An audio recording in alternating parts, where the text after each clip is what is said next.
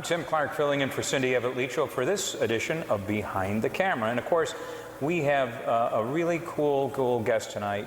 His name is Peter McGennis, a director here in Buffalo. Makes a lot of movies, and we're at a premiere of Laff in the Dark, one of his movies that is recently done, and he is showing it tonight at the North Park Theater in Buffalo. Pete, welcome to Behind the Camera. Oh, thank you so much, Tim. We've known each other for many years. We sure have, and I got to tell you something. In my job, I get to meet a lot of cool people. You're one of the coolest that I've come across, I will say, and you're one of the originals, too. So tell us about this movie in particular.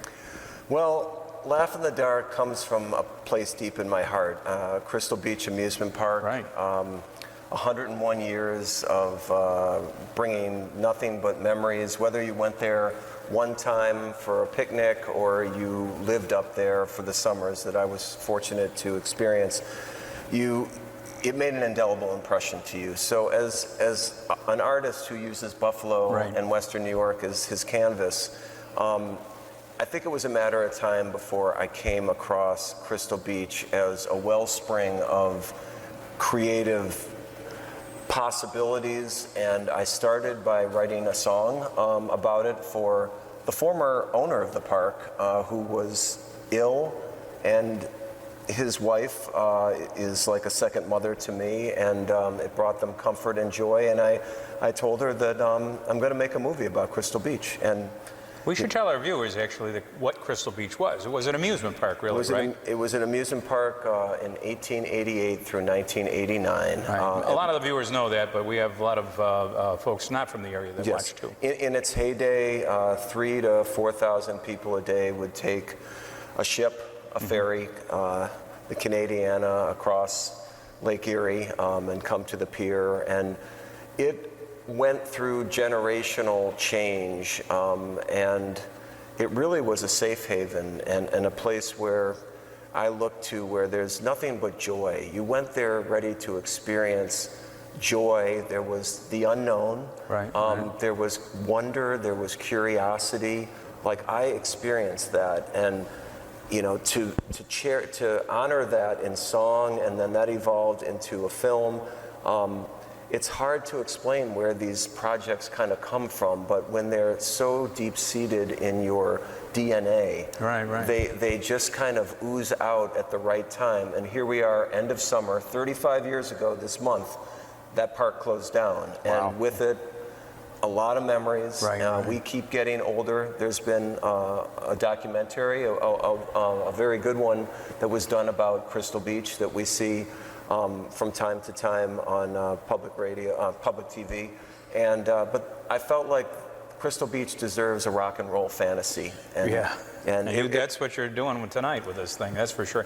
But tell us about our friend behind us here. This is Laughing Saul, one of probably the most iconic artifacts from Crystal Beach. Certainly, there's iconic rides like the Comet. Right. Laff in the Dark was the dark ride.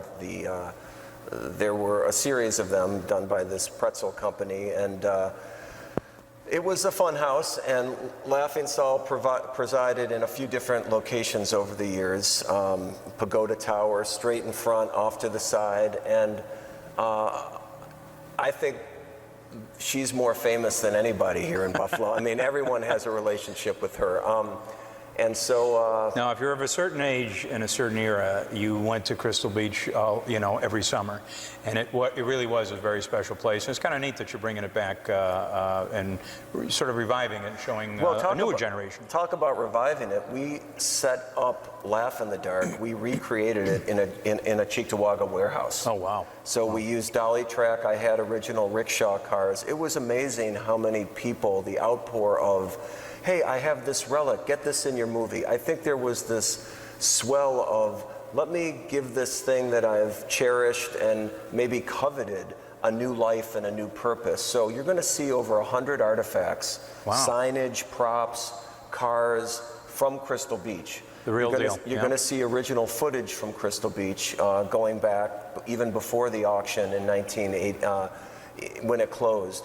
And we're going to blur the lines of reality and fantasy, which is where I really thrive. You know, I like, was that real? Or You know, suddenly Laughing Saul is taking a human form in Josephine Hogan's character, and we're having fun. And you know, that was a wonderful opportunity to connect with Josephine and Vincent O'Neill, who I'd both worked with on Queen City, and I love both of them. And it was a story that needed a lot of stopping and starting over the pandemic, over health issues, over park closings.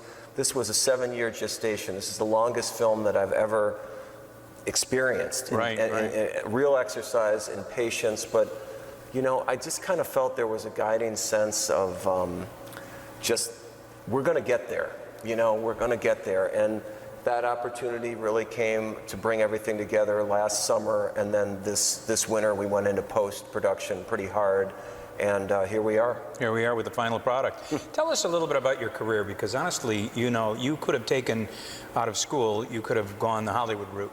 But you chose to kind of come back here, and you said it earlier in this interview, Buffalo is your canvas. What is it about Buffalo, and what brought you, you know, to stay here? Well, for certain, I spent my college summers working in Los Angeles, experiencing what that vertical totem pole was out there. And when I came to Buffalo, worked on a few independent films, I looked at it more horizontally, and I made my first film in New Orleans, actually. So I remember. I was actually, I think, the first project to ever qualify for that tax credit. Yep, and I witnessed the whole vitality and energy that went into that. It was exhausting. I was away from my family for 6 to 8 weeks, and I really didn't want that anymore. And I'm like, I got to do this in Buffalo. And we came across, I mean, this is going over 20 years ago, but you know, in the inception of our tax credit. Our tax credit, Yeah, and I'm like, it's all here. You know, I love, it's very important to attract the larger productions, but that whole, it's coming, they're really coming. It's here. The talent's here. The location's here. I know I'm preaching to the choir. You're absolutely preaching, but it's the truth. It's the truth. It is so true. It is. We are so amenable to film productions, and living history is staring us right in the face. Look where we are right now. Oh, yeah. Crystal Beach was one of those magical places, and when they're gone, it's kind of like losing your grandmother. Her lasagna, you can still smell. You might get the recipe, but you know, she's gone. And we want to cherish what we have here. And I think as a storyteller, for me, and my childhood, you know, these streets, these buildings, they all take on different form for me, different stories. And I never felt that I needed to go anywhere else to substantiate myself. So the fact that there's been some trailblazing, that I've been able to witness this over the years. You sure have, You know, people call and ask me how it is making a film here, or help with locations. You know, I've brought some films here. Yes, you have. Bigger ones. It never had to get any bigger for me. I love this. You know, I love this place. I love the community.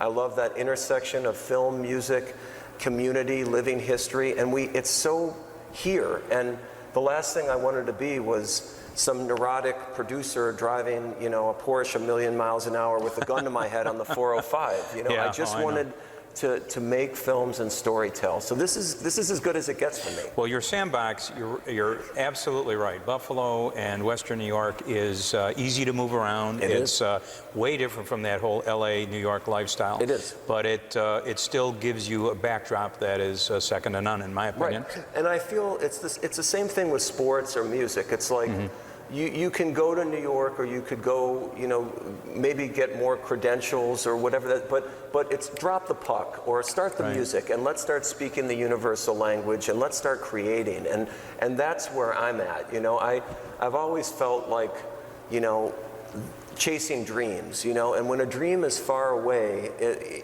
it's comfortable. But when you get closer to it, you know, the senses to production, you know, maybe I'll fail, or maybe, and at that moment, that's when you stand at the threshold of the entirety of your life, the path of your life. And if there's any moral to the story of Peter McGennis or any type of legacy, it's just, you know, when I was called upon by Crystal Beach, you know, when I was called upon to a story, you know, I went for it.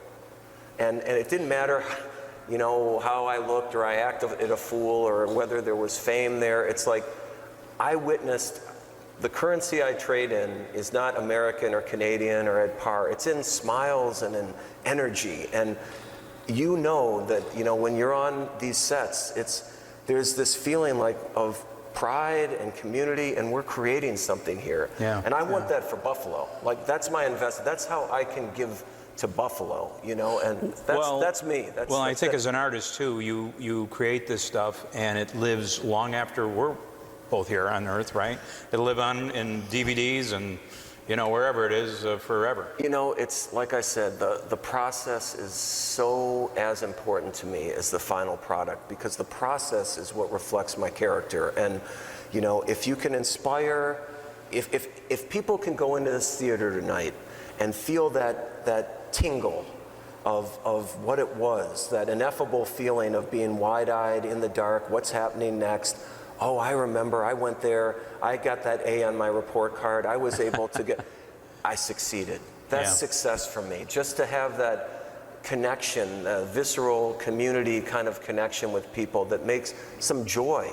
Because when we're doing this, there's no politics, we're all just happy to be here and ready to experience something. And that's where I'm at. That's where I'd like to be. Well, you've made it, and you're there, and we're here tonight to luckily see this wonderful masterpiece, the latest masterpiece of director Peter McGennis. I'm Tim Clark for Cindy Abbott-Leachel. We'll see you next time on Behind the Camera.